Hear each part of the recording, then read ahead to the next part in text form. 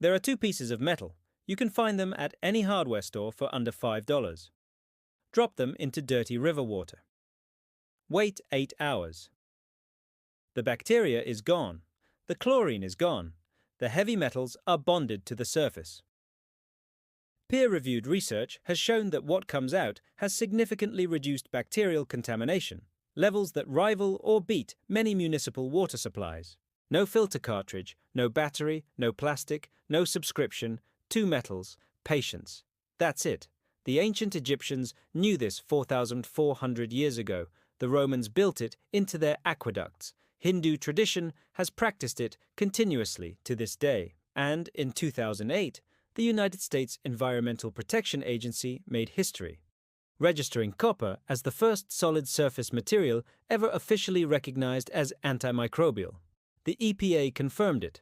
NASA proved it works in the vacuum of space. 4,000 years of human civilization independently discovered it, and yet the global water purifier market is now worth $45.7 billion, built almost entirely on selling you a plastic cartridge every 60 days. The economics made this knowledge disappear. Today, we bring it back. This is Mike's raw knowledge, and today, we open the vault. The year is 2400 BC, somewhere along the Nile. An Egyptian healer pours muddy river water into a hammered copper vessel and lets it sit overnight. By morning, the water is transformed. It smells clean. It tastes pure.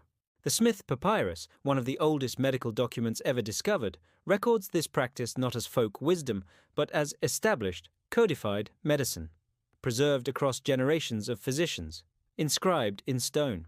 Across the Mediterranean, Greek sailors independently discover the same principle within centuries. Water stored in copper stays drinkable for weeks at sea. Water stored in wooden barrels breeds dysentery and kills men by the dozen. The observation is brutal in its simplicity. Men who drink from copper survive. Men who drink from wood die.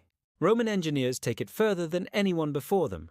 They route water through copper pipes across their entire aqueduct network, the most advanced water infrastructure the ancient world would ever build. The physician Pliny the Elder documents copper's medical applications in the 1st century AD. Roman legions carry copper vessels on campaigns across 3 continents, not because it looks impressive, because it keeps soldiers alive.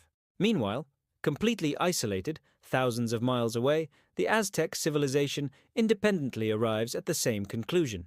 Copper mixtures for throat infections, copper-infused ceremonial water. 2 civilizations, separated by an ocean and thousands of years. 0 contact between them. The identical answer. That is not coincidence.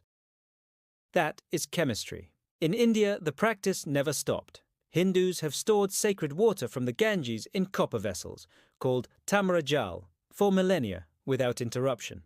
Researchers studying this ancient practice under controlled laboratory conditions found that water stored in copper vessels for just 16 hours showed a 97.7% reduction in harmful bacteria, including E. coli, salmonella, and cholera-causing Vibrio. No filter, no chemicals, no electricity, a copper vessel, and 16 hours of patience. Then the Industrial Revolution arrives, mass manufacturing, corporate ambition, and with it, a radical new idea.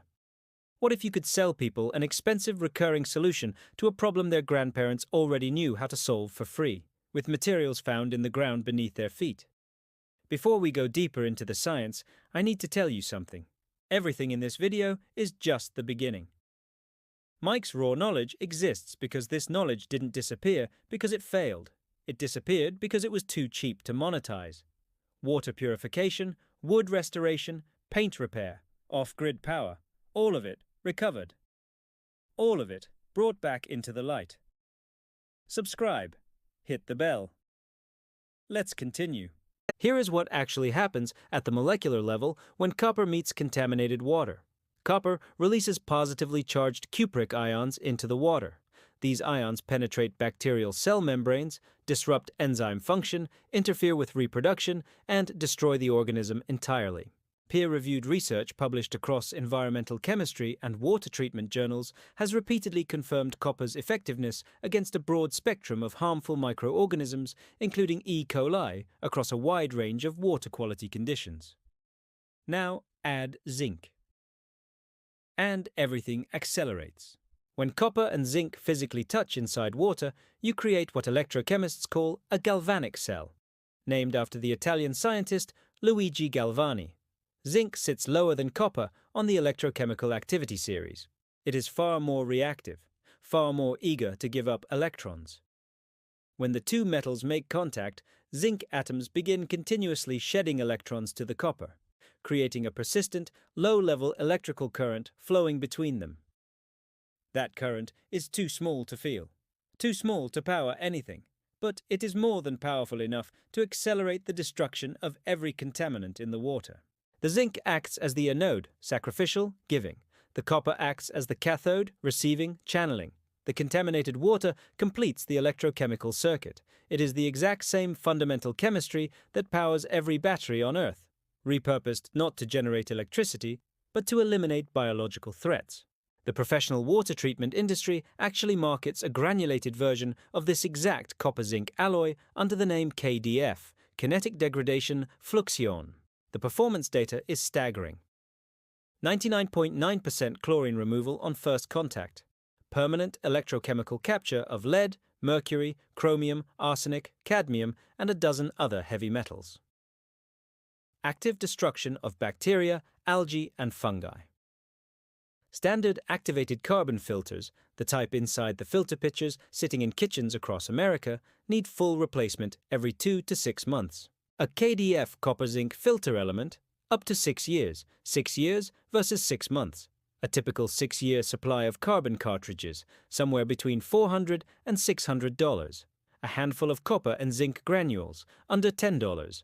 $10 versus $600 for measurably superior performance over a dramatically longer lifespan. The data does not lie. So why is this not the standard? The global water purifier market was valued at $45.7 billion in 2024, projected to reach $88 billion by 2034. The corporations that dominate this space are built on a single business model: recurring purchases from captive customers. You buy the housing once, you buy the cartridge forever, 3 to 6 times a year, every year, for the rest of your life. That is not a product. That is a subscription disguised as a physical object. And it is worth billions. Now consider a competing technology that lasts 6 years, costs $10, is made from 2 elements that have been in the ground for 4 billion years, requires no proprietary components, and cannot be patented. You cannot patent copper. It has been in the earth for 4.5 billion years. You cannot patent zinc. It is the 24th most abundant element on the planet. You cannot build an empire on something anyone can buy at a hardware store for pocket change. So the economics make it disappear. Copper-zinc filtration is officially classified as pesticidal, a word that sounds dangerous but simply describes the same mechanism that has kept water safe for 4,000 years. Industry bodies have discouraged it for municipal systems, not because it fails, but because it strips chlorine so completely that outflow water falls outside their own regulatory frameworks. Read that again. Filtered water too clean for the system to accept. Meanwhile, reverse osmosis systems, the industry's preferred gold standard, waste 3 to 4 gallons of water for every clean gallon they produce. They cost hundreds of dollars to install. They require membrane replacement every 2 to 3 years. They strip beneficial minerals from the water, but they generate beautiful, predictable, recurring revenue. Copper and zinc generate almost none. In a quarterly earnings world, that is a death sentence for any technology, no matter how well it works. Think about the full arc of what you just heard. 4,400 years ago, Egyptian healers used copper to keep soldiers alive. Greek sailors carried it across the Mediterranean and survived journeys that killed men drinking from wood. Roman engineers ran entire cities on copper-piped water.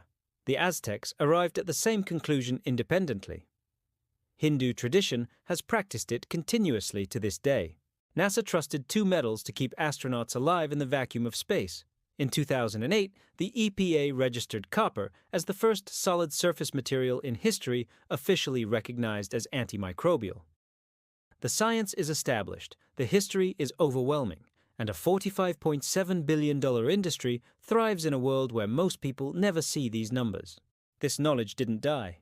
It was waiting in ancient medical texts, in NASA archives, in chemistry journals, gathering dust on university shelves, waiting for someone to open the vault.